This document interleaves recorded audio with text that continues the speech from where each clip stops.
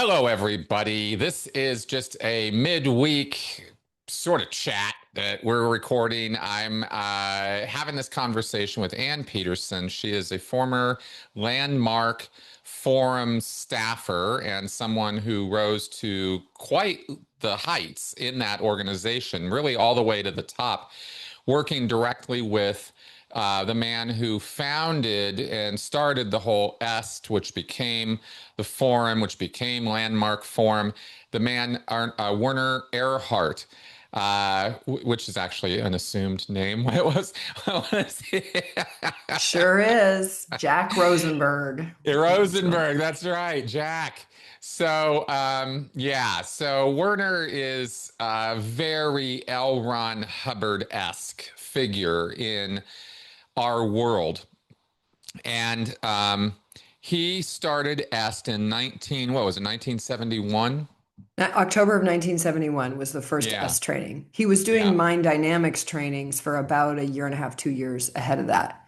He had the right, kind of like right license to do those trainings in the San Francisco area. right. And Yeah. this comes after his foray into Scientology. Werner was involved with Scientology directly, did training, did classwork, did auditing work, learned something about the e-meter. And this would have been in the late 1960s. It was not all the same flashy stuff it is now. It was a little more primitive Scientology, but all the same techniques, practices, ideas. And in fact, a lot of those I have now come to learn in reading both Outrageous Betrayal, which is a sort of reporter's deep dive into Scientology, or into EST rather, the beginning Yeah. and formation and history of EST, and Rosenberg, Yeah, it's really he Werner. was telling the story. I say there's two books out there that are unauthorized about the Warner S. And there's now three. So Outrageous Betrayal was the first, mine was the second, and then I think you'll get to Marsha Martin's book is the third. Right. Unauthorized meaning that, us three authors wrote it without their knowledge and without their interference.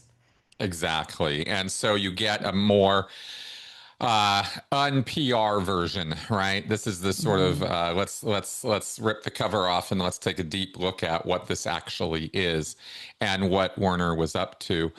And Werner was up to no good. It was really quite fascinating to finally. I always knew when I was in Scientology, EST and the Forum were considered squirrel groups, meaning that they were groups that had taken Scientology and kind of run with it in their own direction in an unauthorized way, because Mhm. because the church is like L. Ron Hubbard, very, very serious about protecting their trademarks and don't take our stuff. And of course, this is because Hubbard was ruthless plagiarist and person who would be happy to steal other people's ideas, but don't do it to him.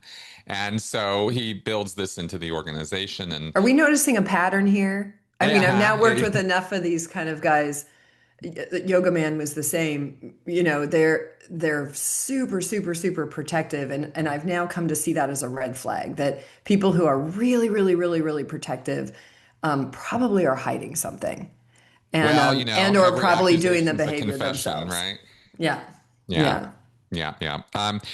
Well, and it was, I always knew, in Scientology, est was not a big deal. It was just something that was kind of there. I mean, sure, back in the 70s, it was probably a bigger deal when it was really, huge and, all these thousands of people getting involved and Werner living high on the hog.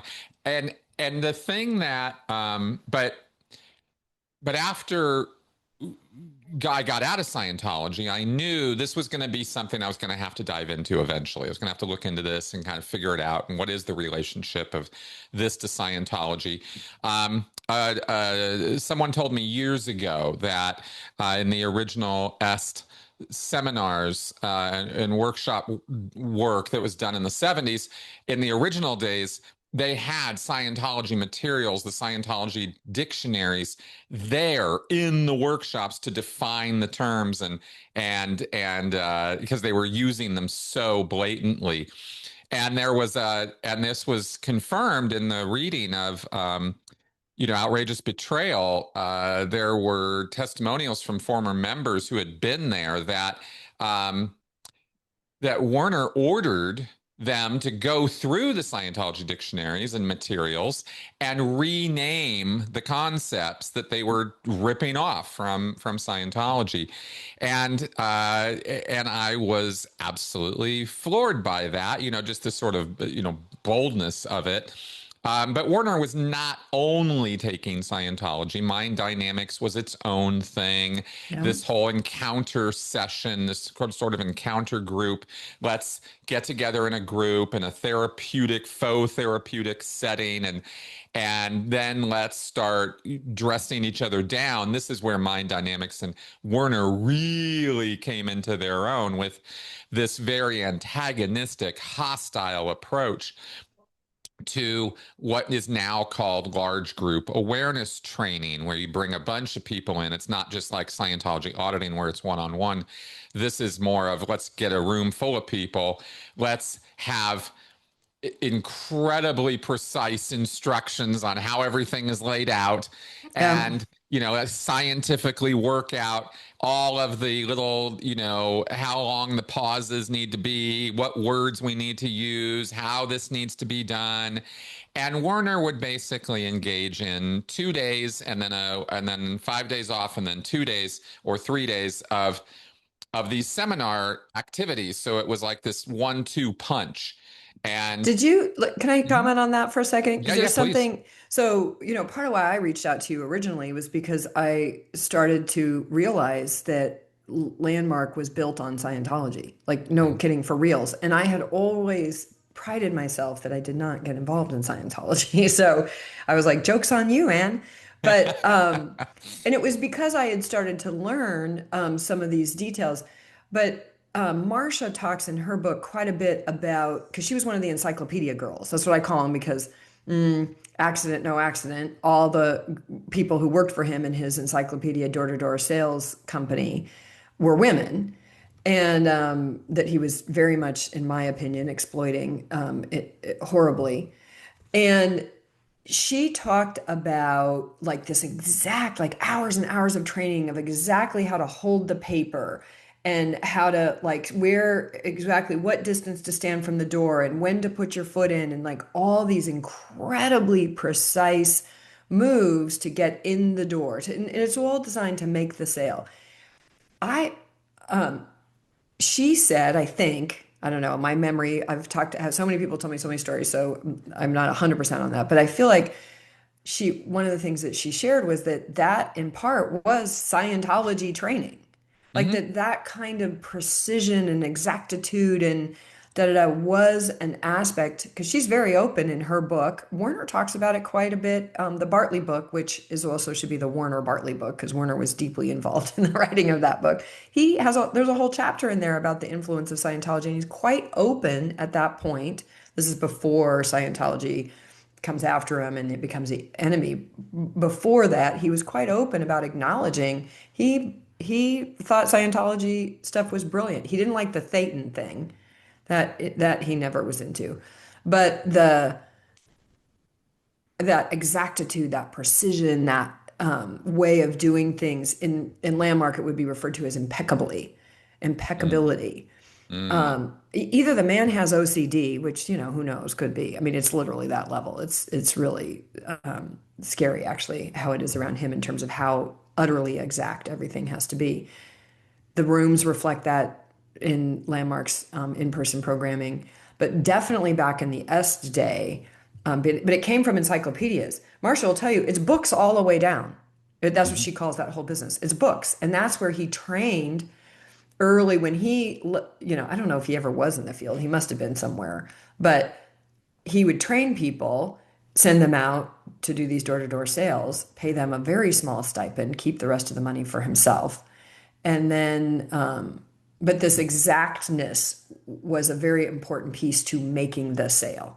Yeah, very much so. Werner has the chronology of him goes back to used car, being a car salesman, abandoning his original family of wife and I think it was three kids and It ends up being four. four kids. Yeah, he totally abandons them, just takes off.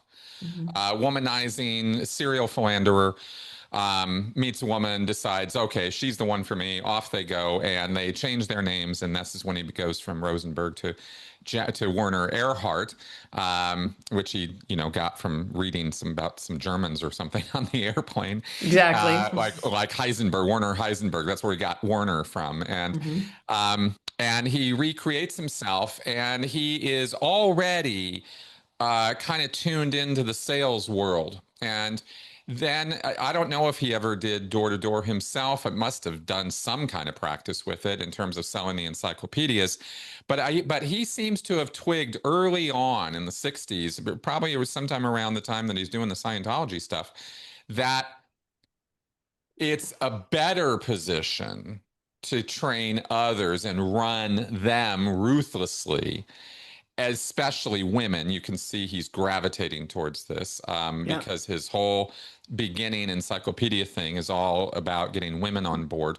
And he goes out to San Francisco and does this encyclopedia stuff and then gets involved with the mind dynamics, okay, now we're going to talk about personal transformation and growth.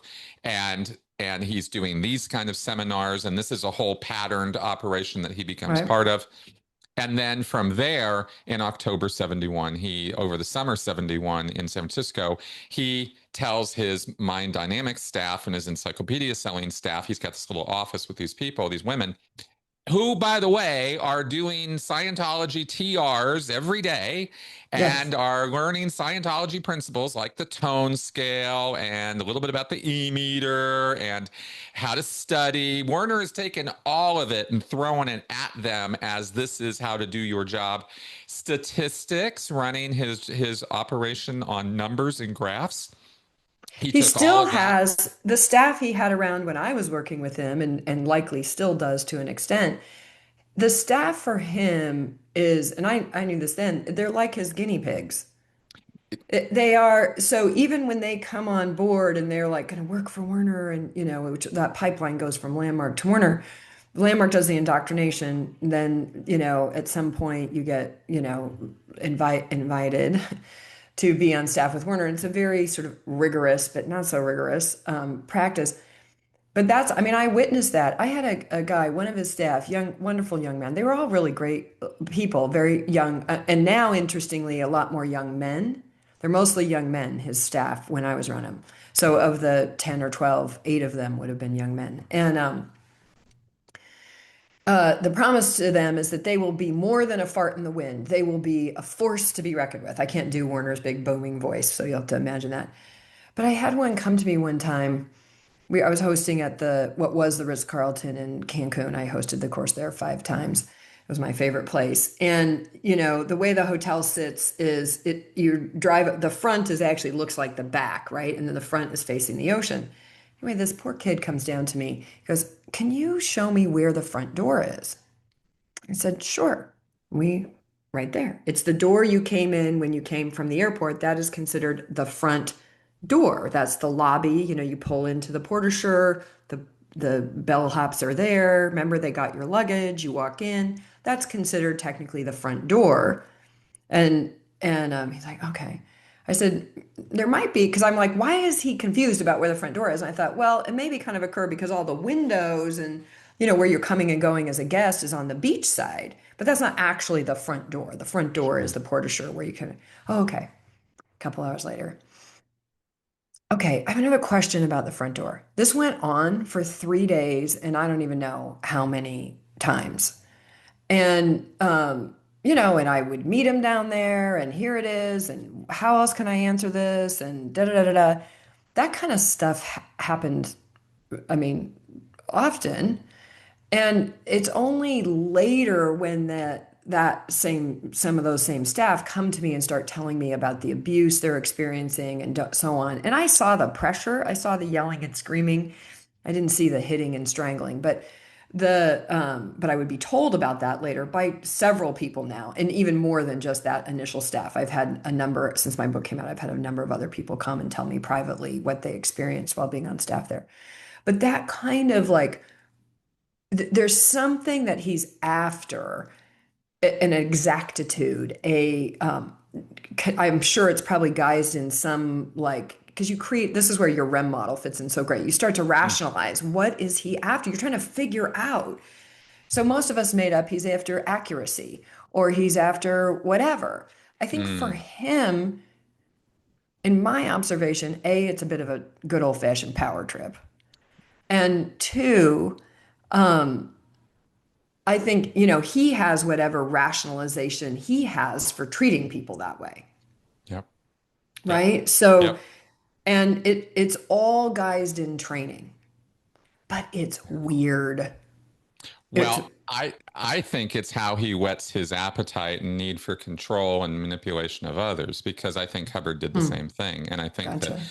we see this amongst various cult leaders. You can look at Aum Shinrikyo with Soko Asahara in Japan, another person as I understand it, of some exacting standards.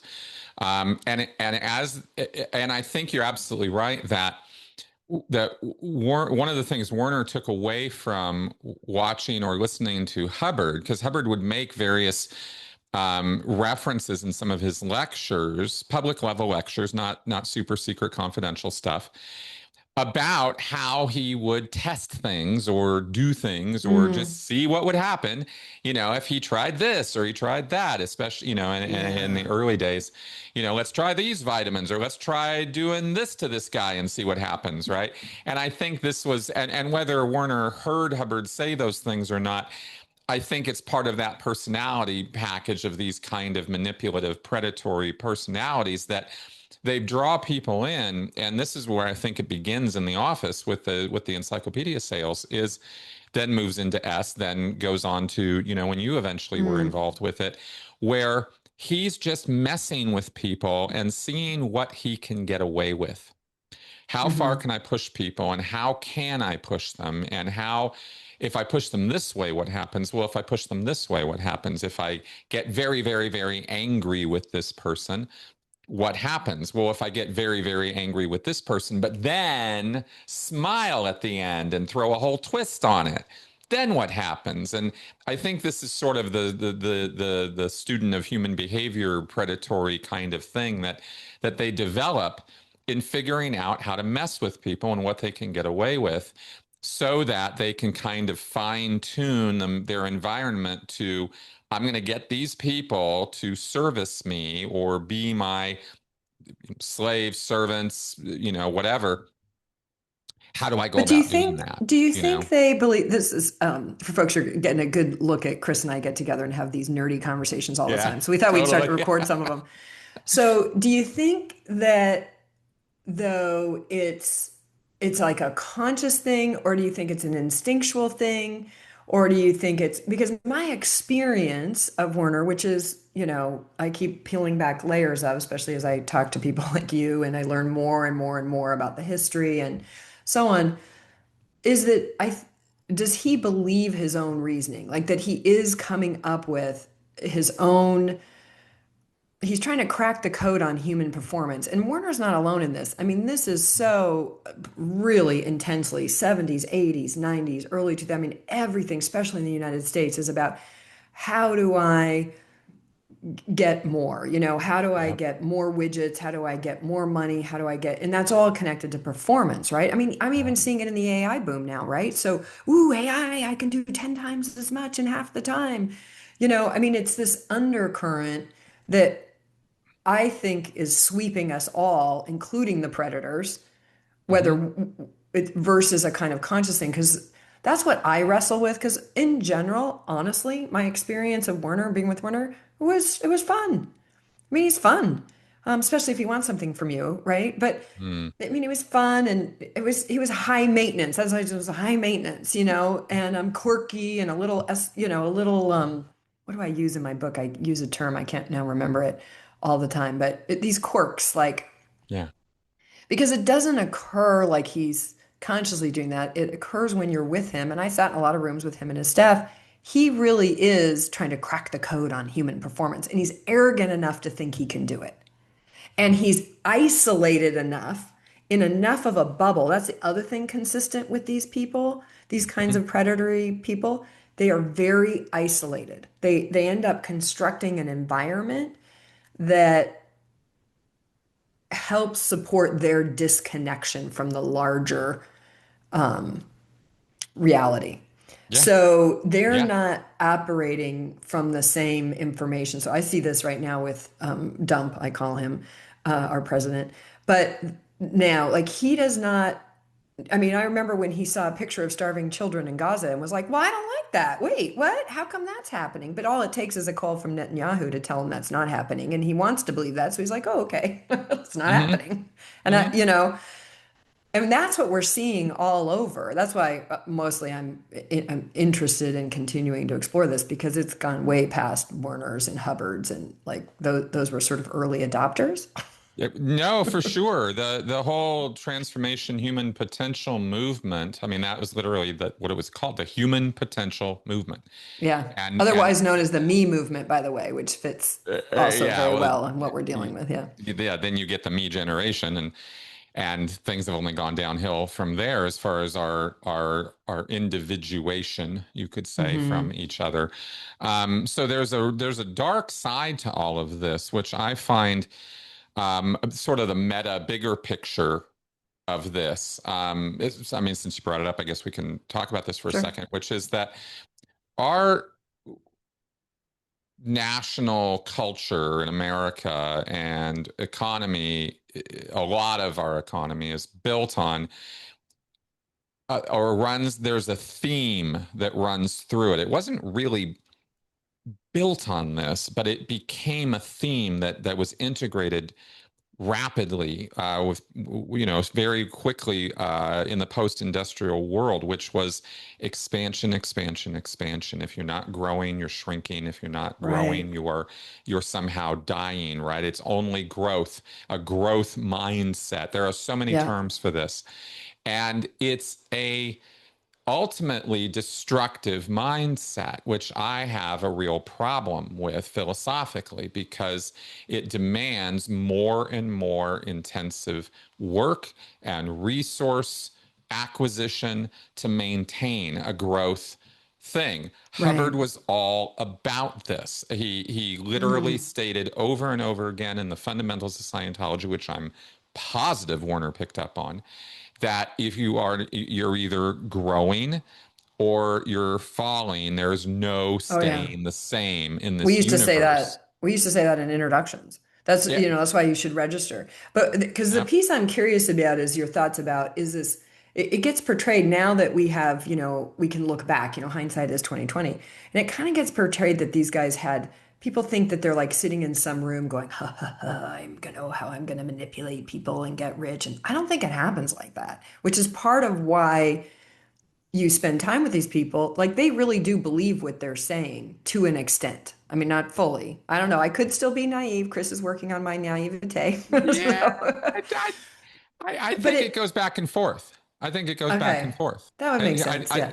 I don't know that these are stable personalities, right? Hubbard certainly wasn't. He had Yeah. days, I wouldn't say hours, Werner and is either. days of depressive episodes and Yeah. personal anguish and self-doubt and crying and and Mm, self-loathing, mixed in with these highs of, I'm all that, and, a bottle of wine, right? And if I walk in the room, people are lucky to have me there, and people should serve me because it is in their best interest to serve me, and yeah. I owe them nothing for their service to me. Hubbard wrote shit like this down.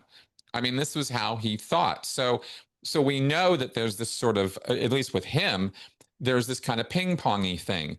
And knowing what I know, about human nature and this kind of thing, and the way people, that victimizing other people does take a toll even on predators because they are human beings. Um, That's what there's Dan Shaw says, that they ultimately sort of die in anguish.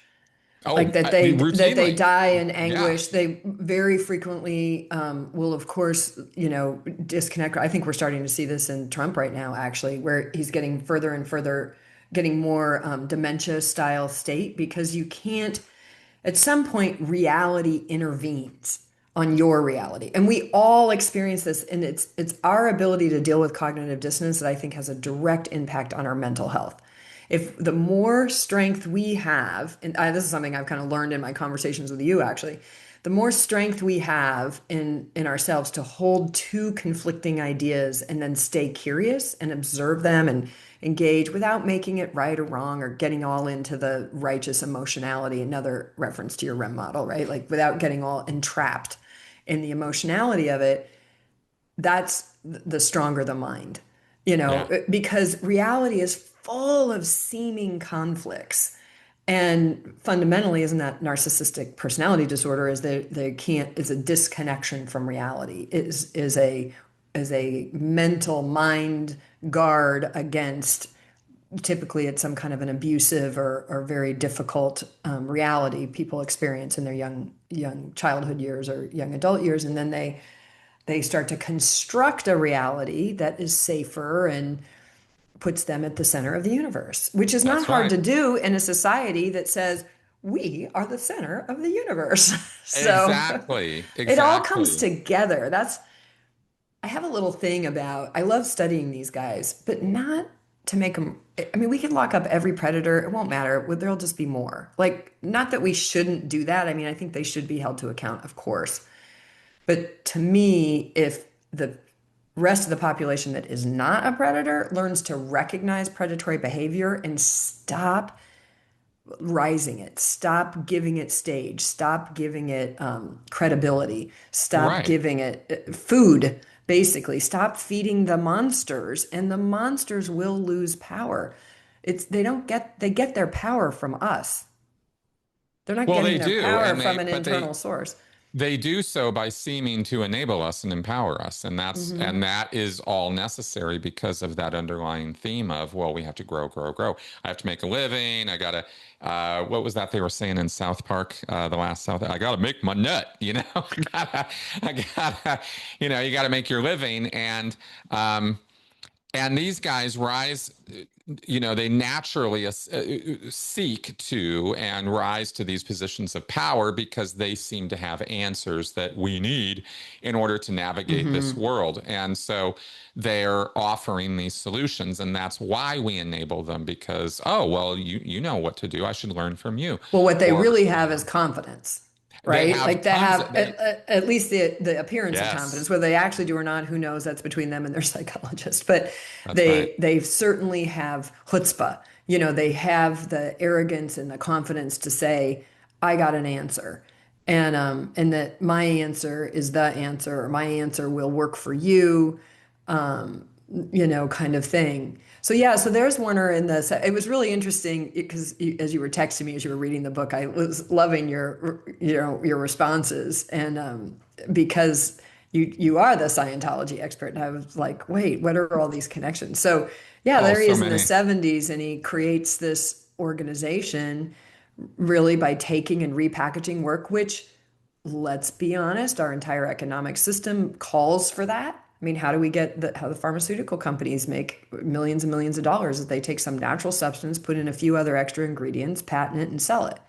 Yep. And as a special thing, and then they take all the money they can extract out of it until the law says it has to belong to everybody, and then, or whatever, right? I mean, that's the whole Yep. industry. So it's the same industry with ideas, That's right. except for, Exactly. And I think Werner really learned a lot from Hubbard, more than just the Scientology. I think he learned that, if you boldly put out there total nonsense, but you put it out there boldly and with some degree of charisma, some degree of, like, seeming empathy, but mixed in with certainty, mixed in with like a determination and dedication, you put all these things together and people become inspired and they're like, oh wow, this is really something I want to be part of, and they'll start dedicating themselves to it. And it's amazing because he's testing some of this stuff out in the early days, selling door-to-door encyclopedias, something that is clearly not saving the world, you know. Do you know But how much you those encyclopedias were? So imagine you're a housewife. It's in the early 60s, mid 60s. You're a housewife. You can't even have a credit card in your name. You can't have a mortgage in your name. You can't, none of that. You've got the vote now, but barely. And you better vote how your husband votes or keep it secret. That's still kind of a rule. Anyway, and these encyclopedias were $3,500. It's like selling a car. Yeah. Yeah. Yeah, No, it was a and the huge same deal. techniques would apply in terms of car sales, encyclopedia Mhm. sales, right? Find the hook, get the person interested, and then convince them through a series of small agreements, point, point, point, point, point, that this is absolutely positively the thing that they need in their life. And I think it's really interesting because to me it showed the Werner story showed me that it doesn't matter. I've said so many times, in terms of a cult dynamics, cult relationships, it doesn't matter what the belief set is, whether it's Xenu or Jesus or Nexium's thing of power, empowerment or whatever, that it doesn't really matter. And I guess Mm. it doesn't and for some of these control techniques to work on people or manipulation and influence of people, it doesn't matter either. It's, you'd think, well, encyclopedias, that's not a big deal. Who would go head over heels crazy, dedication to selling door-to-door encyclopedias? Well, Marcia sure did, and she described it in detail in her book. Working under Werner, he was able to push and inspire and drive and demand so that she felt she needed to rise to this challenge, and it became this personal sort of goal and battle for her to do that, to make that quota no matter what it takes, because she connected it to her value as a person. And that's, I think, the magic that happens that these guys do is they connect it to your sense of worth and identity and value as a human being. And so therefore you'll fall all over yourself to try to please them or make those quotas or meet those demands. And clearly not Mm. everybody falls for this. Not everybody is susceptible to this, in the same ways.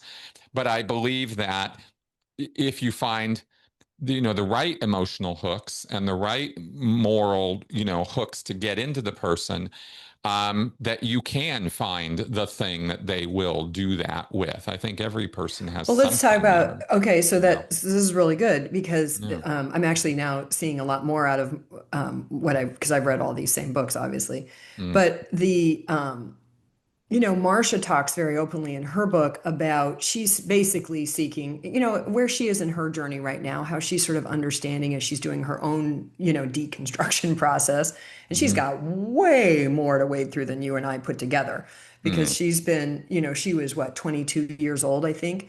20, less than that, 21 when she started working with and Matt Werner, 21, 22, something like that. Yeah. So she's got close to 50 years of this being in the human potential world. She was in the est world until about 1980 something, but she's been a friend in that world and kind of a little bit of a star in that world, even though she went on and worked with many others. But she talks very openly about an element that I think could easily be missed unless you're a woman, basically. I Mm. don't know, or a very allied man, which is she's there. The other thing Werner had over Hubbard, he's very handsome. I mean, even Mhm. as an older man, he's very handsome. He's got, very handsome and great charisma and presence. And he is, she's subbing that for her father. She's out to gain his approval. So she definitely, what happens in these trainings is you have an experience, you think it's a deeply personal experience, even though you're witnessing hundreds of others having like an aha experience. Mhm. So now there's this emotional hook. But then there's this piece too. when you get deeply involved in the way Marcia did and I did and you did, see, Sierra, but there's something else that's at play there. And I see this piece you're talking about values, but it feels like there's even a deeper thing because you want to be on the in crowd. You think you're being given opportunity and stature, and that is something you could never accomplish on your own. I Right. need this person the same way we need our father and we need our mother. And John Atack, I like the way he talks about this too. Like we get conditioned, to sort of surrender to authority or to get our value or our whatnot from the authority figure. And Mm-hmm. the way Marcia shares in her book, that really is what she was after, is she wanted Werner's love. Oh yeah, She, and she came from a very, very, very damaged background. I mean, she was yeah, not very coming traumatic. into this with this wonderful upbringing from her home. It was kind of a horror show for her. So, Hmm. and I believe that that makes her and other victims of these guys, specifically guys, right, who were preying on young women. I think they have some kind of radar for that. They watch Yeah, for or tuned into that because those are the people they seem to be able to work their magic on easier. Not that you can't. I didn't come from a broken home, right? That's not my yeah. background. So I don't, I'm not going to say it's a universal thing that everybody who gets involved in this stuff or falls prey to these guys has damaged, trauma It's filled pretty common backgrounds. though. I've But it's talked so to some, common. That's it's right. really common. Real And there common. does tend to be about 70% women, to 30% men. And I think part of it is I've explored my own history, which I had a single mom, but had a very abusive stepfather for a very short time when I was like 5, but that's very instrumental. And I would say I was preconditioned for high drama because we were always trying to survive. We were always on the edge of survival. And, so I was very preconditioned. But when I read Marcia's book, I was like, wow, she's totally preconditioned to not recognize the abuse. To, Hmm. it's normal because she had a very abusive father, right? So, in very volatile young childhood and so on. So and then one of the things I think Marcia and I have in common, because as a woman too, you're going to not be the mother. So my mother was very she felt very victimized by that horrible marriage that was quite abusive and we had to escape and it was very dramatic and all that. And then she got into another marriage some years later that was also very abusive and so on. So I saw my mother as a victim, and I was not going to be that. So this is where Right. Marcia talks about her game of chicken, and she's like, no, no, to get daddy's approval, I'm going to be brave. I'm going to like wade in. So all of that conditioning sets one up. And I think that's really demonstrated very, very well in Marcia's book in particular. To me, that's one of the big values of it is you can see these dynamics at play if you're, reading it from that perspective.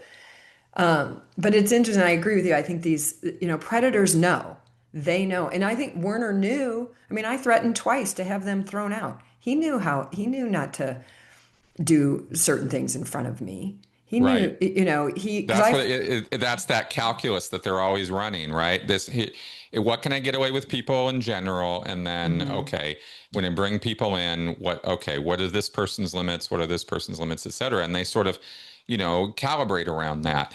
And it's interesting, the universality of certain responses, Darvo, right? For example, right? These things where, fair gaming, the concept of, oh, this person is leaving. Well, they are, even the language, they're disloyal. They are, they're Mm. going against, and this reactionary, response to it of we must destroy this person, or, we must destroy their reputation and credibility, at least within the organization, because, they dared to leave and have independent thinking. And there can't be any of that, right? We can't have Well, any of that I'm independent, sure I'm on right? Landmark's number one enemies list. Oh, Thank of goodness course. thank No. goodness they're not dangerous in the way Scientology was at all. But the shunning is real. Yeah. I No, mean, very much, and yeah. reputational destruction. I mean, in the Hmm. 70s, Warner brought all of that to play, and I don't think he had to read all about L. Ron Hubbard doing that in order to figure out that he wanted to do that too. It's sort of it's sort of their emotional response to, kickback or resistance is go in harder, go in harder, go in harder, and then if Well, that doesn't work, destroy that person in memory and in reputation and credibility, if not physically, if you can't take them yeah. out, You know you where know? the intensity, the worst sort of, I don't know what you call it, that thing where they like lock you in a room and what are you hiding? What are you hiding? Like I Oh mean, to yeah, me, it no. doesn't sound that different than the torture, Chinese torture, in the 50s. Like it's very Yep. similar to that. Yep. You know who gets that the worst is if you're actually successful and then you try to leave. So I tell a story in my book of one particular staff member was a very successful, wonderful human, staff member, and he gave his notice, and then and they just couldn't. They were going to fast track him and all this stuff because he was amazing. He is amazing. He came in amazing, and somehow that environment did not destroy him, and which happens a lot. Like you get assimilated or destroyed. So then he wants to leave, and because he recognizes he wants to have a life. He's fallen in love and he wants to go on and have a whole life and children and da da da. Plus there was which is interesting with your REM model, there was an incident that broke his heart. And Mm. but fast forward, it goes to leave, and then at a certain point, the leaders of that center put him in an office, couple of hours. What are you hiding? They can't imagine that you want to leave. Same with one of the aides, one of the group of aides that were aides, or what Werner calls his immediate staff. Mm. And he follows the whole presidential thing. He has a chief of staff and he has a communicator and all this stuff, which I Well, think he got from let me also point Scientology. out, that L. Ron Hubbard's inner staff were aides. Yeah, see, That's I what he think called them. that's probably, yeah, exactly. So, Yeah. and this person, also was very successful, well liked, and when he wanted to leave, Werner really experienced it in his way as a personal betrayal. And those Exactly. those Yes. people get it the roughest. That's right. That's It's exactly the right. people who are screw ups and just drift away, they're like, whatever, be gone. Yeah. But the people who are successful, they choose to leave of their own volition. It is a very ugly thing. And you read that in Marcia's story as well, is that, when she wants, it's not easy. They don't make that easy. I think it's in the book there where she tells the whole story about they're going to do this acknowledgement of people that are leaving and then they don't her. And she was one of the first in the core, and what they shunned her, Yeah. which is emotionally so, I mean, honestly, I'd almost rather be hit. It's so devastating to your psyche to be, when you think you're part of the family, you think you're an insider, you've worked really hard, you've sacrificed so much time, integrity, honestly, and then to be shunned like that. But that always happens in these cultures because it is a betrayal that you're leaving, That's right. that you're checking out. And that's really hard. I had a little bit different. I got a bit ejected, but that was just because I had the audacity to try to continue past what they were to operate outside of what they wanted to use me for. And Yeah. so, I got threatened, and I don't think they certainly didn't intend for me to do what I did do. They were very surprised by that, I promise. But For sure. at the time, it was about putting me in my place, really. I mean, that's the sum Yeah. effect. And That's right. yeah, That's right. so Because it's it's, this constant balance. Because when you have achievers, you have overachievers, you have people who can even thrive in these very difficult environments. This is somebody, like, oh, I need to bring that person in and use that power and use that ability that they have, but I can't let them get too uppity with it because they're also aware. mhm. Werner is hyper aware, and I'm sure L. Ron Hubbard has in his whatever his own versions of this were. Miscavige certainly does, of knowing that their rise was built on betrayal, right? Werner took mind Mm, dynamics and somebody else's work.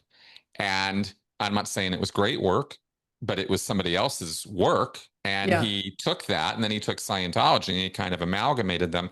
And he went off and did his own thing and he called it Est. Est wasn't even his own invention. He ripped that name off from, from some other thing Well, that Jack somebody Rafferty came up with suggested. it. Yeah. Yeah, that somebody else suggested to him, right? So there's nothing original going on there, really, except how they're combining or taking these different ideas and plagiarizing them into something new.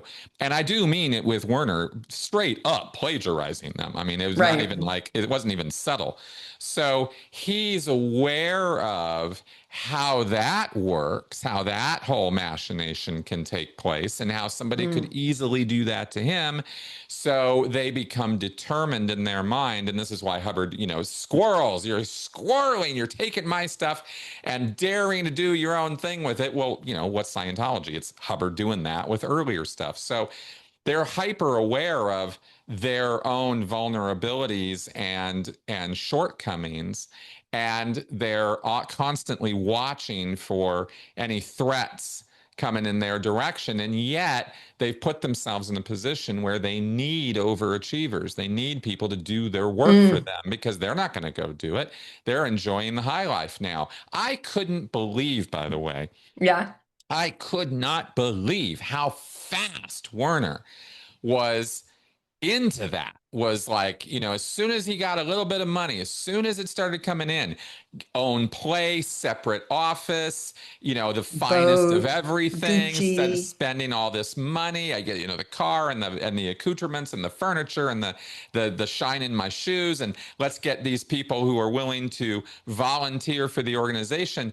Well, and he made it clear all the way through the 70s, you're working for me. This is my thing. You're Hmm. my property, right? It was all about him, and he wasn't subtle about it. And I think he only got away with it to a degree because back then people didn't know what narcissism was like they know now. I think if Did somebody you, tried to did you, create that now, people would be like, "Go fuck yeah, yourself, you're right. narcissistic crazy man." Did you But people catch could get away the, with that crap back then. did you catch the reference in Outrageous Betrayal where somebody makes reference to him as God and he's like, no, I'm the one who sent him or Yes, something? Like, exactly. and I've heard that story actually from a handful, not just from that book, which that book is quite well sourced. And I'll tell you in a minute the lore about it, which is quite funny because it's another Scientology connection. But it's quite well sourced. It's sourced from mostly legal cases, from depositions and things like that, which is part of why I believe it's more reliable. But I've also heard a number of accounts from people who were around. Now, they had a different framing or rationalization than what Pressman presents in that book. But the other thing, what did you think? Because a lot of people, and I even just said it, I was like, I think there's a certain part of their thing that is unconscious. Like in other words, they're not sitting there going like, oh, exactly. But there's a lot Yeah. that is, and that's what has a lot of what woke me up was recognizing. So when I read the story about how he has the women, I read an outrageous betrayal first, and then it gets confirmed again in Marsha's book. And Marsha was there; she was one of the ones doing this. But he has them. They've been doing the mind dynamics trainings. It's really successful. They bring in his partner, the head of it. They're going to have this big event. This guy thinks they're going to celebrate their success and all this stuff. But what he's actually done is he's had his minions, his staff, his ladies copy every card, customer card, 1,800 of them, Yeah. and make a duplicate copy, which I'm sure was a violation, and I'm going to use landmark words here, a violation of integrity. But he has them make a duplicate and then brings this whole event together and says, okay, I'm going to create, I'm actually leaving Mind Dynamics. We're no longer partners. I'm going to create my own thing. But he did this very deliberately, very consciously, premeditated over time Yep. to ensure every customer that he had had at his Mind Dynamics business could be contacted for EST legally per the FTC laws and whatnot. And he keeps if they were at that event when he makes the announcement, now he can contact them regarding S trainings. So Hmm. basically, he took that entire customer base and transferred it over Yep. to EST. And it was incredibly deliberate, totally planned out with complete forethought and work. And that's the kind of stuff that started to break mythos for me. I wasn't a huge Werner fan. I came into the Landmark world when Werner had been disappeared, so I wasn't particularly in the Werner sycophant club anyway.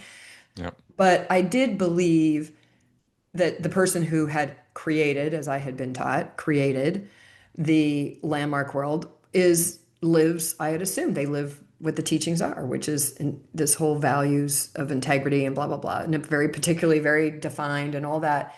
And I kept finding out again and again and again that's not true. No. It's just not true. No, So not only is the work not a, you'll yeah. never see hypocrisy like you see out of cult leaders.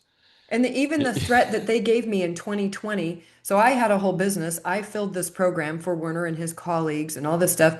I very, very consciously and deliberately, when we did the original contracts, did not say the lists that I would market, that I would build to market and sell to would belong to anybody other than by law, they belong to the business that gathered them, right? Which would be my business. Right. And that was part of the whole thing. They're like, those lists belong to Werner. And I said, show me that. No, they don't. And first of all, let's just start with nobody belongs to anybody in 2020. So Right. stop that. Like J.C. Penney's doesn't get to say because you shopped at J.C. Penney's once, you can't ever go over to Macy's. Like that's the most insane thing I've ever heard in my whole life. Right. So let's just drop that. But second of all, show me you don't even know the contract, the agreement that was between me and that apparatus. And I promise you, it does not say that those marketing lists belong to him. And those Right. people definitely don't belong to him. But I found it interesting that the Landmark, which is kind of his beard, I call them his beard. They're the beard. They that's his cover wife. So but they just like, because Werner was the star of that program, for them, all those customers belong to Werner. And I thought, Mhm. when I read that in Outrageous Betrayal, I was like, how rich is that? Like the whole customer base, he basically took, in our weirdo approach here in the United States, that a customer belongs to the place that they're doing business. Very strange. But anyway, Well, I think the idea, I mean, let's be clear about this. I think from a business perspective, the idea is that when you are doing sales and identity collection and doing the work it takes to gather up those identities and keep what was referred to in Scientology as a central files or a database yeah, of your customer base, that's your property as a company that you've built. That you did the work to gather those identities. They all have something in common, which is they bought your stuff. And so to that degree, that database, that not the people, but the data. information is company property. It's the Yeah, good point. company's Right. Yeah. own property, right? And I don't know if you know this or not. I might be, surprising you right now, but and I doubt Werner knew this when he pulled Uh-huh. his thing with Mind Dynamics and took their property for his own customer base to start Est with, because Est was a new thing. It was literally Right. like a baby company. It had no database until it ripped off Mind Dynamics, right? And I believe that's illegal. Hubbard did the exact same Mm. maneuver in 1952, 1951, when he no longer owned Dianetics. He had to give it to this guy, Don Purcell, to bail him out of bankruptcy so he could carry on with his Dianetics thing in Wichita, Kansas. Purcell bails him out, owns the company, owns the addresses and the database. Yeah. Hubbard copied it all, in fact, took it all and ran off and created Scientology in 1951, 52. Exact same maneuver, done the exact same way that Werner pulled it It's great you're making decades this, later. and this will be good for confronting the line, because right, confronting the line, my whole thing is like, come to the line so you can see, you can compare things and see. Because when we led the first program, so my company, Innovative Event Management, when we hosted the first program, Landmark gave us two lists of customer records. They gave us two lists of people who had done these programs, kind of side programs that they had hosted that featured Werner. And we used those lists once. We sent emails and invitations for people to come do the leadership course. And then I purged them. I threw them out because I had an agreement with Landmark that I wouldn't use those lists for anything other than to market to the Being a Leader course. So as soon Yep. as we marketed one time, I might have done it into 2013, because we hosted our first program was 2012 and then 2013. By 2014, they were definitely out and gone. I purged them because I had an agreement to not use them for anything other than that. So Yep. those lists became, we took them out. And it was 2014 when we started actually gathering customers using social media and using public platforms. So, and that's where my attorney came in and said, they can't call somebody who comes to you through a public platform their client record. Right. Like it's, That's so right. that's a really great line, like that specific list, which I must have kind of instinctually knew that because I made sure that my contracts with them did not cover those lists because I knew I was going to be doing a lot of work to build these lists. And I never had any intention actually of marketing to those people anything else. I thought I would be hosting and building audience and I would be part of the Landmark family forever. And even in 2020, the next thing I was trying to host, I was like, I wanted Landmark to have a role in that. And I had offered to, really, I got ejected from the spaceship. I did not see any of this until after the Yeah. fact. Yeah. So, but that's really great what you're saying about the actual list. And then, yeah, that's what they do. Wow, they take it. They The did. other, Yeah. They just, I mean, because property doesn't really matter. Nobody really owns anything, right? I mean, Hubbard wrote that. right. So, Mm, must be. Yeah, of course he wrote that about antisocial personalities, but if you read his bulletin on antisocial personalities, it's Hubbard. Checkbox, gotcha. checkbox, check. I mean, it's Okay. check, check, check, check, check.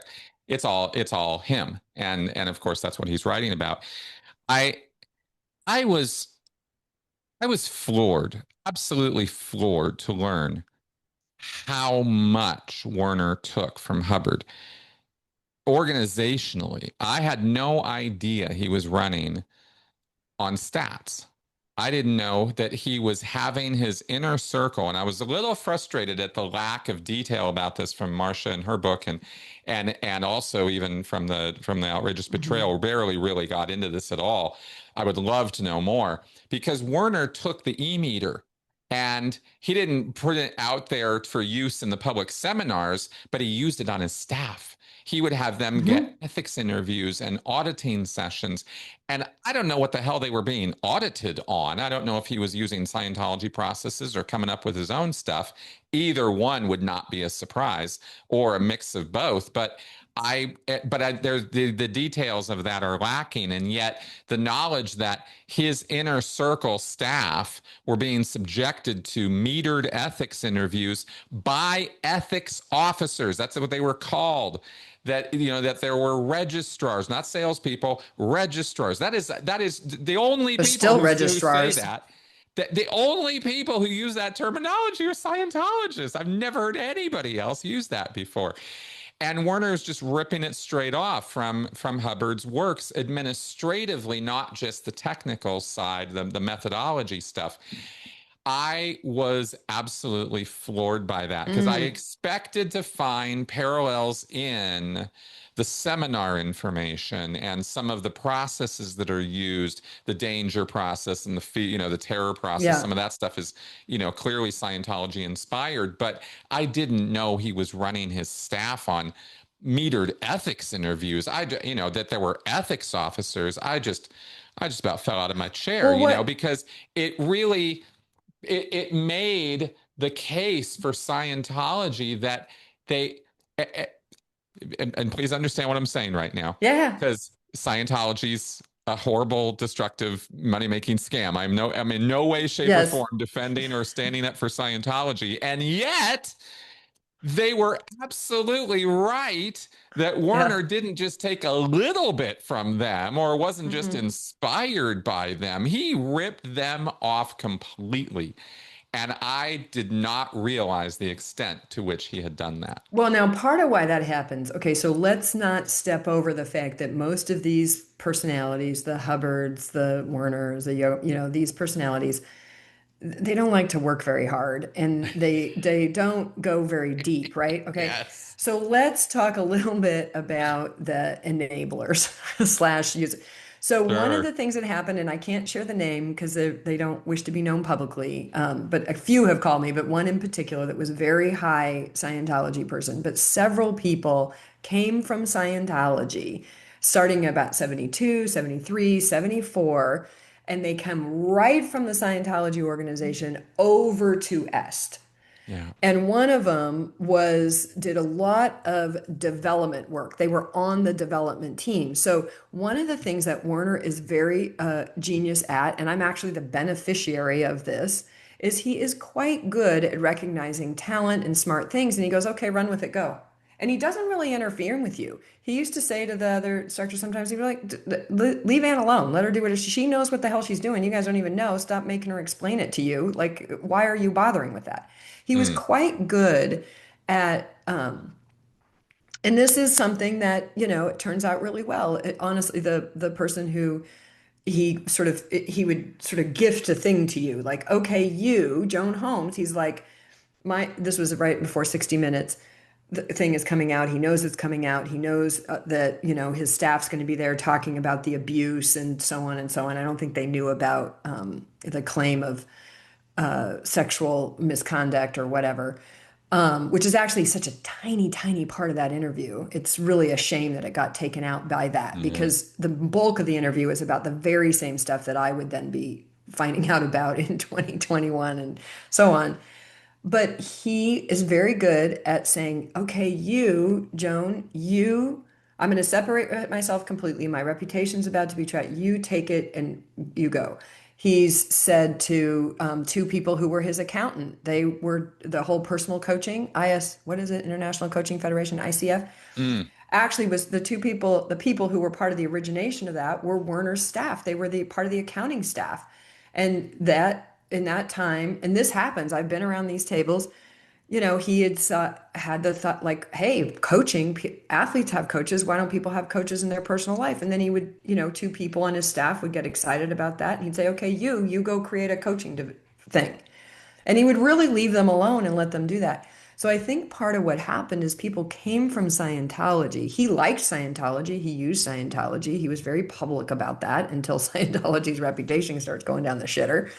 And then, so these people come and he's like, oh yeah, implement that here, do that here. I mean, what better way? He doesn't have to learn it and do it. He brings people who have that and he gives them a chair and a space and a desk and a job and says, okay, go to town. So I've heard Well, from a number of fair people enough. that I did mean, that. let me also throw out, though, a reminder that, in both of those books, there was also the fact that, when people would bring proposals and ideas to Werner, his default immediate or first reaction, in order to get the best out of them, was to Yeah, take this is everything shit. they said and throw it in the trash and scream at them. This is complete horseshit, bullshit, crap. I can't believe you're giving me this. What the hell is wrong with you? Go back and figure it all out Okay, again, but right? I would bet, I mean, by the time I was working with him, he was a much older man and much more mellowed, right? Yeah, So, yeah. his answer, people in the course would ask him the same question I read about in Outrageous Betrayal. Are you Jesus? I mean, literally, I heard people asking this and he would be like, that's above my pay grade. Like he really put it down. My girlfriend, who's a very hilarious cynic, said, well, yeah, because he figured out they crucified Jesus, so he didn't want the analogy anymore.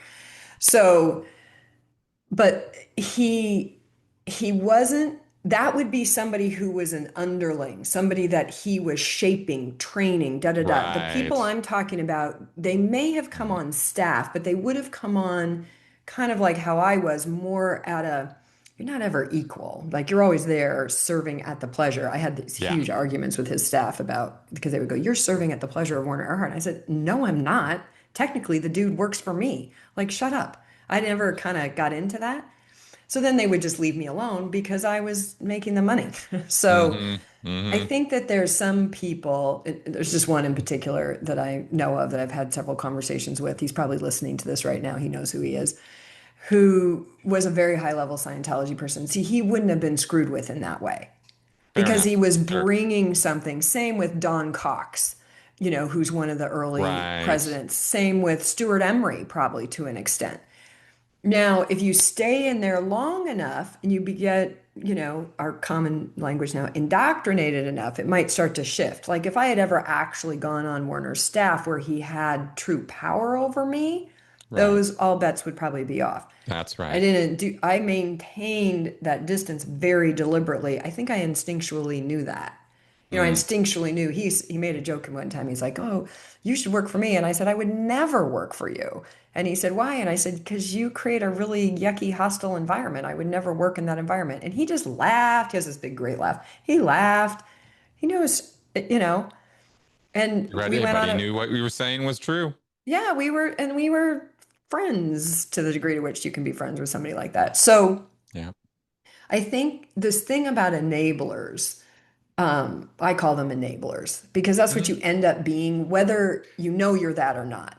Mm-hmm. That's it, Mm-hmm. to me, where I start paying attention is when you begin to know you're an enabler and how do you handle that? What do you do? Right. And this is where Right. my great disappointment is with Landmark. I mean, my book, I started to make, wait, is this a cult? In part because of all that weird behavior. I mean, it was an authentic question. And I have Mm-hmm. a very different answer today than I did the day I published that book, even. So, because I was in the question I had been being asked since the day I did the Landmark Forum, somebody actually came to my forum evening session because they said, "You're getting involved in a cult and I'm going to rescue you." Like it wasn't a new question. It was just one I had always blown off and kind of given the party line to. And then after all the things that happened and I was beginning to see and all these inconsistencies, and I waded into them. And but I thought I was warning Landmark. It sounds so stupid now, but I really did think I was warning Landmark because they had, in the pandemic, they tied themselves back to Werner very publicly. I Mm, didn't know until after mm, my book came out that all of the abusive, toxic behaviors that are in Werner's inner circle are alive and well in Landmark. They have been completely institutionalized in that culture. And so that would come much later. So, but enablers, I have a lot of problem with the enablers. I actually have more, the predators, I'm like, that's a predator. They should be in jail or locked up or something. Like, but I don't have a lot of heat on that. I don't have any hate for Werner. I actually kind of like Werner. I would still, one of my favorite things would be to sit down with Werner and go, come on, let's have a truth talk. Like, mm. could we have a truth talk here? You're an asshole. I don't think he would actually disagree with me. But, Well, that was tried a few times, and you saw his oh, responses to that, mm-hmm, right? He doesn't change. mm-mm, And that's sort mm-mm. of the problem with predatory personalities is that their ability to be reflexive and actually consider personal change or, dare I say, transformation Yeah. is almost nil because Yeah. they're approaching life from the perspective that they've got it all figured out and it's everybody else who's the problem. Well, you're not going to And, pierce you know, that narcissistic defensive bubble. you Like are no matter not. And I mean, people have Dan Shaw tried. talks about it. It's Yeah. most psychiatrists and psychologists I've talked to about this and listened to about this say that at a certain point, it is not. It's irrecoverable. Those people are irrecoverable. They're not ever going to recover. But Nope. the people who can recover are the ones that empower that enable that. Oh, but Hmm. they have to be willing to wade into the cognitive dissonance. I mean, the people who won't read my book just because it has the C word on the cover, those are the ones that are in the most trouble because they're not willing to wade into the question. And, they Well, might come no. out with their And own answer, who knows? yeah. But what really gets me is, the people who I talked to somebody, oh, Pat, you introduced me to Pat, and Mm, was Pat shocked Ryan. to find out there was an entire organization from the mid 70s to mid 80s whose existence was about trying to get accountability and care for people who were damaged by S training and then the forum. And I'm like, I was shocked. I'm like, I don't know how I can still be shocked, Chris. I'm like, does that ever go away? My coach tells me and my therapist tells me I'm actually in more trouble if I stop being shocked. That would probably be more concerning. But because I've found almost 30 lawsuits now against Landmark. Every lawsuit is an opportunity to make a change. It's an opportunity to wake up and change your practices, change your approach. They didn't, they don't. The same staff members that were cost the organization millions of dollars because of just stupid behavior, stupid ridiculing people, calling them names, verbally abusing them. There's one of them still on staff. They have very little staff left. They only have like 26, 30 people. Wow. But the ones that are still on staff are actually some of the worst because they, Sure. have perpetuated that culture. They've thrived in that culture by becoming a part of it. So it's just anyway, I have the whole enable. And so as I read that book, I'm like, where's that line between enabling and victim, as it were? And to Right. Well, me, it's when I know, when I have the opportunity to, it's been with evidence, with, I had somebody comes to me, it's just like they did when those aides, that group came to me and said, what do we do if he's hitting us? I'm like, what? hmm It, you yeah. know, Well, so, you basically just described why it is that they're in that frame of mind and are incentivized to stay in that frame of mind. You literally just said it, right? They have thrived in that environment and they have grown and as they see it, achieved a degree of success as they define success. And so this is the environment in which they feel somewhat safe, somewhat mm, secure, or somewhat stable, even if not safe, even if they're walking on eggshells half the time, this is the thing that's bringing them that they know this is the monster they know, mm, versus, if they leave, if they speak out, if well, they know what's going to happen if they do that. And right. so maybe in the darkest reaches, they're willing to have that conversation with themselves from time to time and go, yeah, no, I can't do that, which is usually the refrain. It's not, I won't do that. It's, I can't do that. That's the story that they sell themselves on because this is the thing that is meeting, again, we come back to meeting them emotional needs, right? That emotional Mm, layer is really, really strong.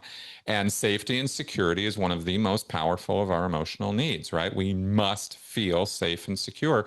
And if we don't, we work overtime, flat out 24/7, trying to establish safety and security for ourselves in this world. And so they found it. And now you jerk offs are out there saying, well, this isn't safe and secure, and this isn't the thing you should be doing. And this is a bad man, and you're connected with him. It's in every one of your best interests, and you self-incentivize to push all of that away and not acknowledge the reality or truth of any of that because it's going to mess with your life in a way you don't want it to, well, there's you another one know? I haven't heard you talk about yet that I think is really key, and it ties in with the rationalization piece, which is your Mm-hmm. reputation. So That's right. It's all part of it. so I wanted to ask you this other question about because you've really debunked here that the idea weren't so one of the big lures in the Landmark thing is Werner's original ideas. So when I Ah, came into Landmark, so Landmark had nothing to do with Werner. He was not involved in the organization. He sold slash gave the technology to the employees and he left the scene because this old touristic he didn't want transformation to die because somebody was after him. The somebody, by the way, was Scientology. So the lore behind Steve Pressman's book Outrageous Betrayal, Werner having to leave the country, all of that was supposedly because I literally heard that Scientologists had put a death warrant on him. I now understand that's not true. It was fair gamed. He was fair gamed. The belief in the idea was nobody's been able to confirm or deny this because Pressman isn't talking, but that the information that Pressman writes his book on, which is publicly available, court records, like it's real stuff. It's not made up information, but it came yeah. from Scientology. And my response to that always is, who cares who handed it to him? I don't know that that's true. I have a feeling that Pressman, he seems like a pretty high integrity journalist. He would not have just taken information without corroborating it. Right. But and most of this information has been almost everything in outrageous betrayal. Not only was it not hard to believe, but now I've pretty much corroborated that story. I Yep. mean, it might have slightly different flavors, but it's pretty much the same. Marsha Martin's book corroborates a lot of it by itself. Yep. But let me tell you what the story is now, because it came up on one of the reviews on Marsha's book, and I just about left. She says, so this person reviewed her, and she says, Est was created by Erhard bringing together a large group of his original ideas as well as it being influenced by numerous different thinkers and philosophies and put together in a unique way like no other. That is the party line, has been the party line for years. I said it in rooms. It's like, yes, there's some original ideas, which I now know is total bullshit. So unless you say, and maybe you combine this thing, this thing, this thing, his articulation of some long known ideas, like there's couple things in the forum called Strong Suit and Racket. Well, I've Hmm. talked these over with psychologists, a couple of them. They're like, oh, and I can't remember. I'm not good at remembering this stuff. They're like, oh, that's such and such. They're basic psychological principles and understandings. Yep. Now, he put everyday plain language wording on them, which did make them accessible in a unique way. Can we call that original thinking? No, I No. don't think so. And then Uh, this but, uh, thing, but see, the, that's where the thing comes that he put together in a unique way. let me let me Yeah. share that even that isn't original to Werner Mm. because Hubbard specifically addressed his critics in terms of how he was taking ideas from other sources, and he said, "Yes, I am doing that, but what we're doing," and he spoke about this a couple of times in reference to Krishnamurti. And he said, yes, yes, you can find the thing I am saying in this book by Krishnamurti. It's right there. There it is. There's that little There's that gem that idea. I have communicated to you. But it's surrounded by 90% of bullshit, and I have selected out for, and raised up in importance this particular piece of information, and I'm now sorting it and giving it to you along with these other pieces of information that I have sorted from other places.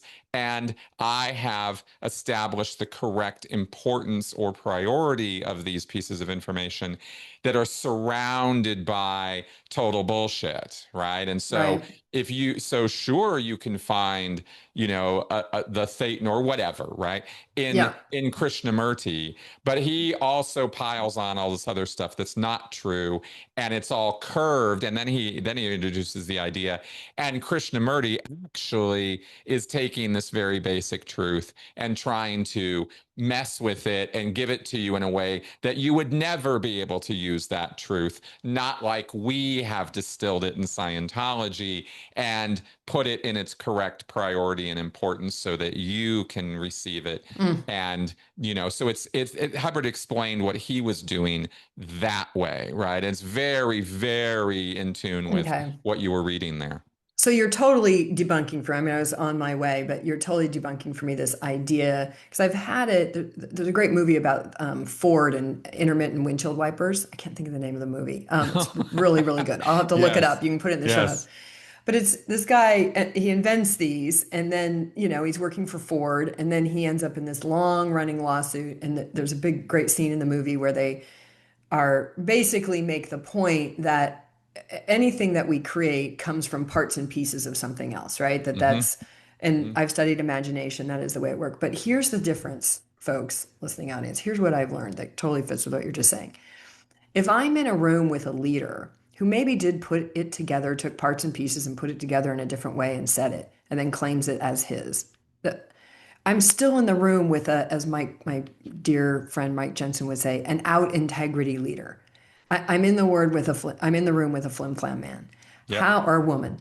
How I know I'm not is when I'm in a room with, like I do with my diamond approach teacher. They're like, oh, well, in Buddhism they say this, and in Taoist they say that, or they don't. I've been listening to a bunch of Michael Singer, and Michael Singer is always like, well, yeah, and the Buddhist idea of this, and the yogic of that, and da da da da da, and here's how I see that applies. They're never claiming the idea. Right. The teaching is honoring the ideas and sort of where they come from and what it's about, and da da da. Teaching is about teaching application from ideas. But if you're starting to claim the ideas as your own, folks, head for the door. Exactly. head Exactly. for the door. And then, the one place where I have a bit of an issue with this, I just realized I haven't talked about it, but it's, all these pastors that claim to have the true understanding of the Bible. No, no, no, no. The only one I sort of believe is Jim Palmer, the religion rescue guy. Love his work Mm. because he's just taken it apart like you wouldn't believe. Great follow on Substack. But that is like, no, Jesus was a rebel. Jesus, and we're not even sure Jesus was a man. He might be an amalgamation character of several men and, like all this stuff, right? But if a teacher is claiming an idea as an original idea, I'm out now. That's what No, just I've part of what I've learned. It's just I'm out. yes. That's a Yeah. huge red flag because honestly, human beings have been around long enough. There's not original ideas hanging out. There's inventions as we bring different ideas and things together and we put them in different combinations and we create new things. Yeah. Absolutely. Yeah. But yeah, that's I think it's crazy. important to acknowledge the shoulders that we're standing on. I think that that's very true. And some of these guys, the cleverer they are, the more they will appear to do that. Hubbard certainly had a laundry list of people, especially in the early days of Scientology, that he would acknowledge, Yeah. from Thomas Jefferson to Thomas Aquinas to, Jesus to, Theodore Roosevelt. I mean, all Yeah. these different people that he would acknowledge. Freud, he talked about Freud all the time. Um, Mm. but then as they become more secure in their position and become, and I loved that Werner did this, considering themselves source, which is just, I mean, the irony is just, I just can't even. It's like every time I hear Werner talk about how you have to acknowledge me as source, and he said it over and over and over again. I just kept feeling like I was eating an irony sandwich because that was Hubbard's thing, right? Hubbard put that out there. I am the source of Dianetics and Scientology with a capital S. So people in Scientology run around calling Hubbard source. So what does Werner do in the 70s, years after Hubbard comes up with this? Comes up with it himself, right? I am source. You must call me source. So this is kind of like Werner gravitated to this and sort of became this thing that Hubbard ended up becoming too, but it took him a lot less time to get there. He was so Mm. primed, so ready to rock as a cult leader. And that's why I feel that went about it in a more premeditated way than I think Hubbard did, which Hubbard was very, very much a product of opportunism, circumstances, the bestseller of Dianetics. He didn't know that was going to happen, and then running with it, and then using the people who would gravitate to him in the same way Werner would. Right? He would just use them Right. and use them Well, up. Like you get the that's why I idea of a think rag, it's, and but that's why I think it's somewhat symbiotic, this relationship between predator and prey. mhm, Because I mean, I watched it, the Warner that I hosted in 2012, met in 2010, had shifted quite a bit by 2019 and so on, mm, right? And mhm, part of the more I watched him in front of adoring fans, like I felt like watching it in the back of the room a lot, like you could literally see people projecting stuff onto him that mhm, he was not mhm. his responsibility to use it in the cult way, not the way we have distinguished it since, but his responsibility in that was that he didn't ever.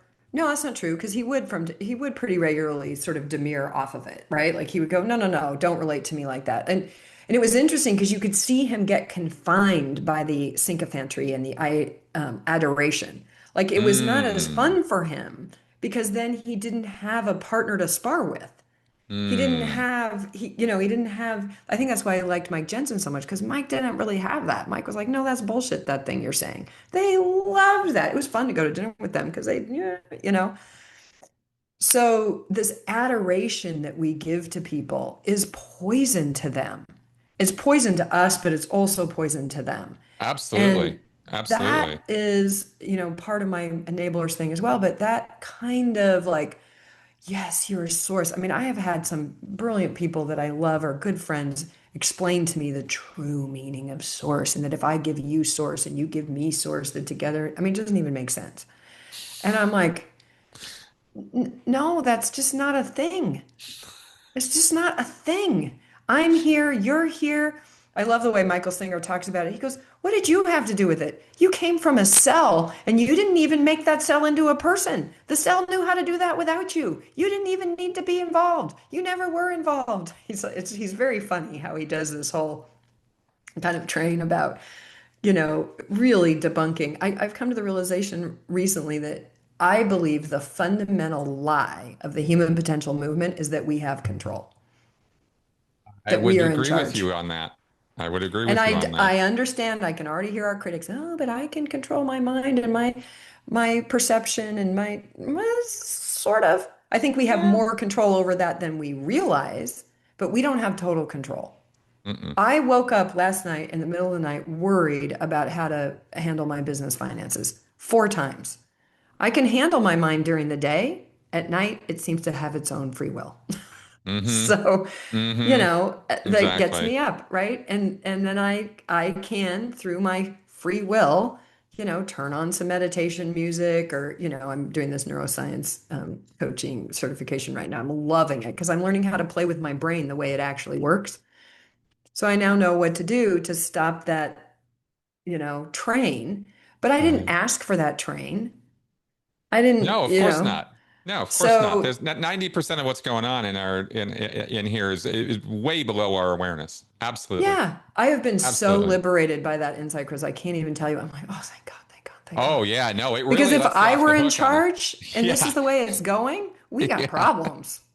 No, it's a healthier way to think about things because you realize that you're a conductor. You're not the engine. You're more of the conductor. You're more the navigator. You're trying to, the elephant and the rider. I mean, or okay, I got these morals and I got these emotions and I'm just trying to fulfill them as best I can, Yeah, and they're not really under my control. Attraction is not a choice. We don't choose what we're right. attracted to. No. It has nothing to do with our conscious Mm-mm. choices, right? We just feel drawn towards things. Where's that coming from? Who knows? But it ain't coming from you.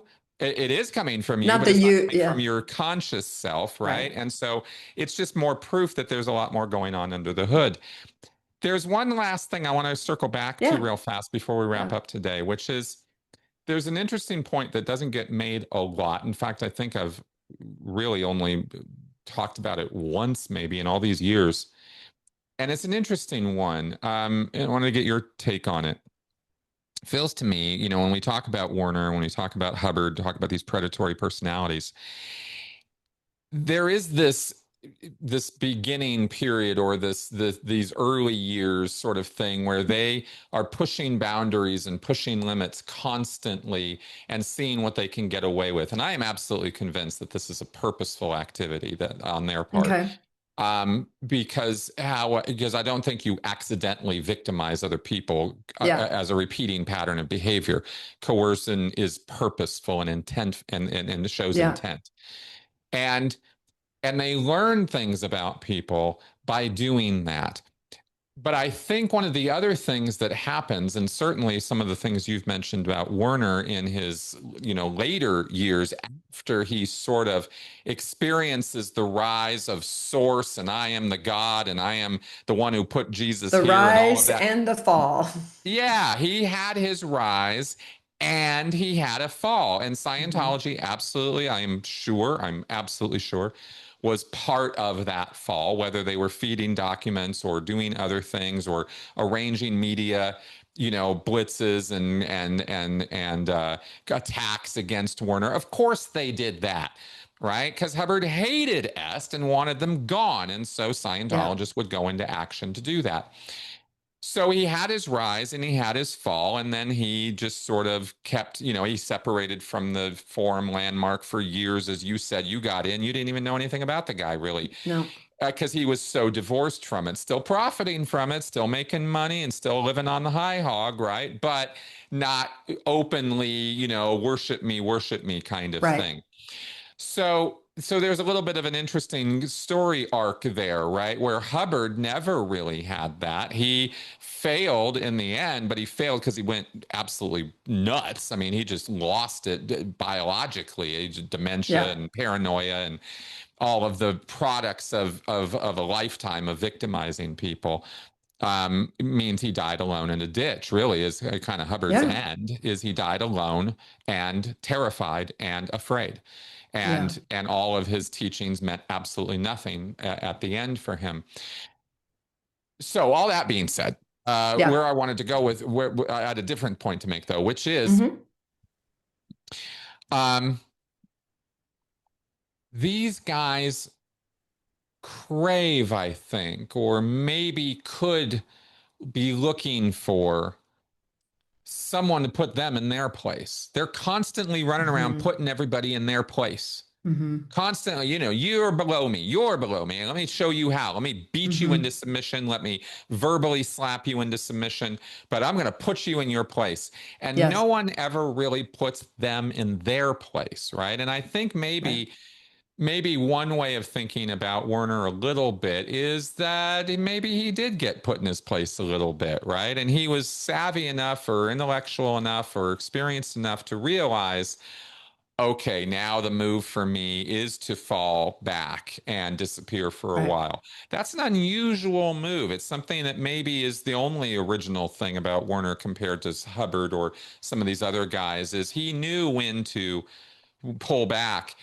And he was told to his face numerous times by people, "You're an asshole. You're a fucking dick, right? Oh, You he you says you it openly. He'll use be the first to tell people." you. Hmm. Yeah, but he didn't say that stuff in the 70s. He wasn't saying that. He was saying he was, Jesus incarnate, but he was actually Oh no, the I guy who promise you, he produces was here, right? saying no. It's a double-edged sword. He was saying just because this is how you lead a landmark program.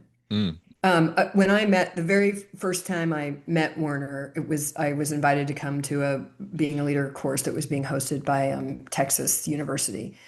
And when he comes in and the dean of the business school is introducing, she was very good friends with Mike Jensen, and Mike Jensen had a huge reputation in academia. And so Marty, the dean and economist of the Texas A&M Business School, introducing Mike and his, all his credentials and this and that and this and that. And then she starts to say something about Werner, and then Werner steps forward. I'll never forget this moment because he's still very distinguished. This is 2010.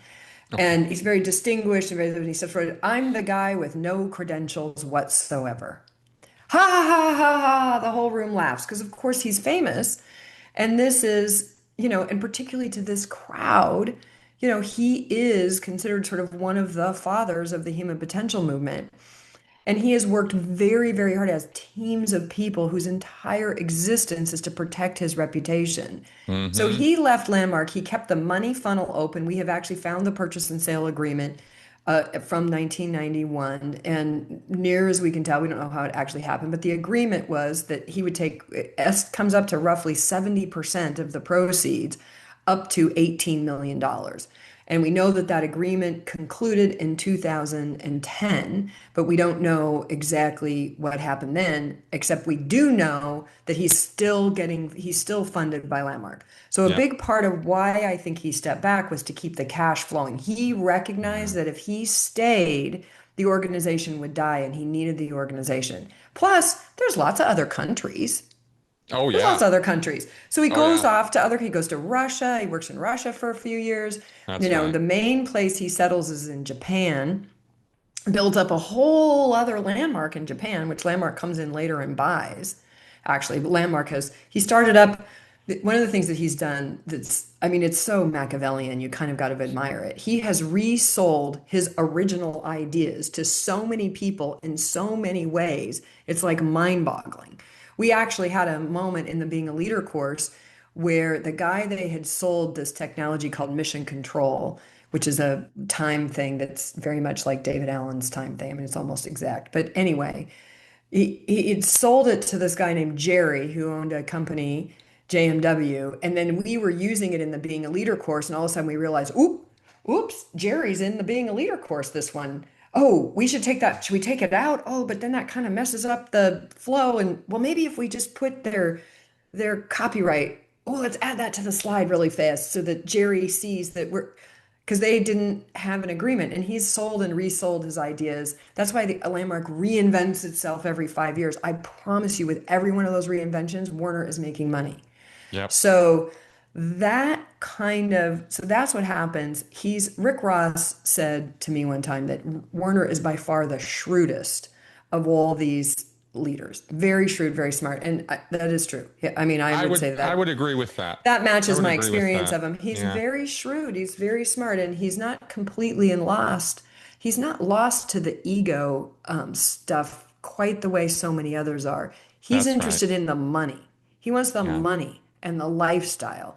And the He's lifestyle. He loves to have people working for him. I mean, the details of Marcia's book and Outrageous Betrayal, to have to have a life where volunteers are coming in and putting toothpaste on your toothpaste toothbrush and every toothbrush. Yeah. morning in a very specific way and putting it in a very specific place so you can just get out of bed, walk over, and this is what you expect to see. I mean,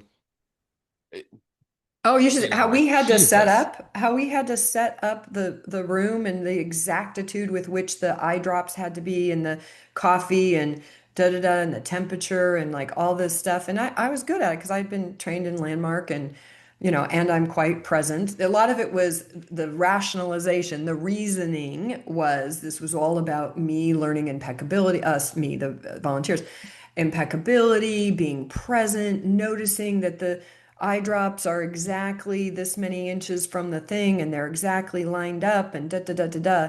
That's why I kind of do wonder about OCD, Uh-huh. because it's and for him then if it was off, that was an opportunity to whip around and start, verbally assaulting somebody. I mean, he Yep. would call if he was in a private setting, he would call them all kinds of names and da da, or he would get one of his staff.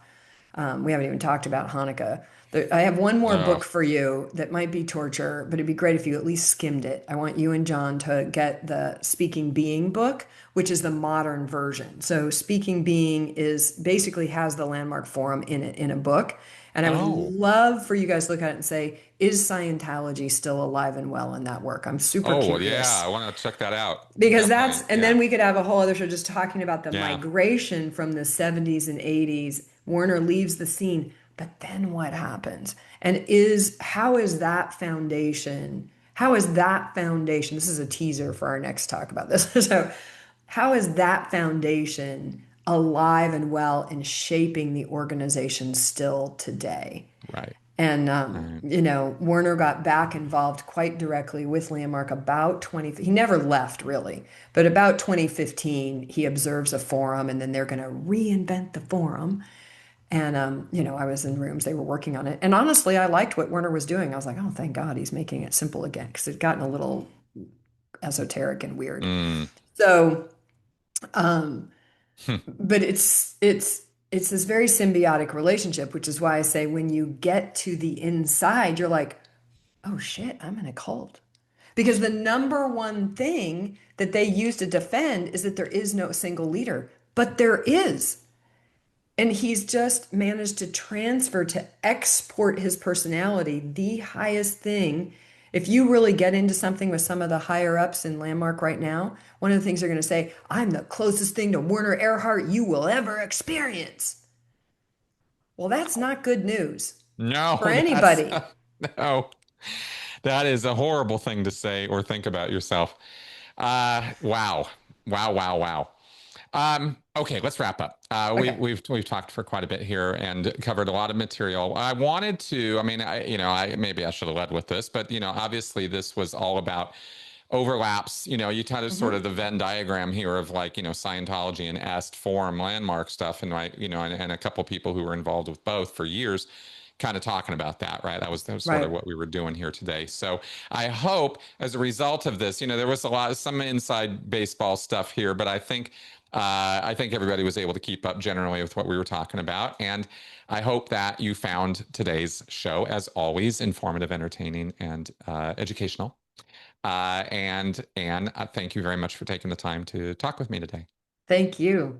I was so excited for you to read those books so I could talk to you about them. Oh my God. I mean, I'm telling you, I was reading these last week, guys. I took like a whole week and I just kind of like plowed through them, and which I haven't been able to do in a while. So it was kind of fun to just sit and read for hours on end. And Mm. I couldn't just read for hours on end because every few chapters or pages, sometimes I'd just be like texting, oh my God. And then it's stats, ethics officers. What the fuck? I mean, just absolutely blown Yeah. away by not just parallels, direct copying, right? Yeah. And it really just kind of hit me between the eyes how much of a sort of secularized Scientology so much of Est landmark forum really Yeah. is. So, because it's not posing as a religion, but everything else going on there is so Scientology-esque. Which is not to say there aren't other things going on there too, right? But Yeah. just so much Scientology. So, all right. Anyway, Anne, thanks again. And Thank you. folks out there, yep. See you guys soon. Bye bye.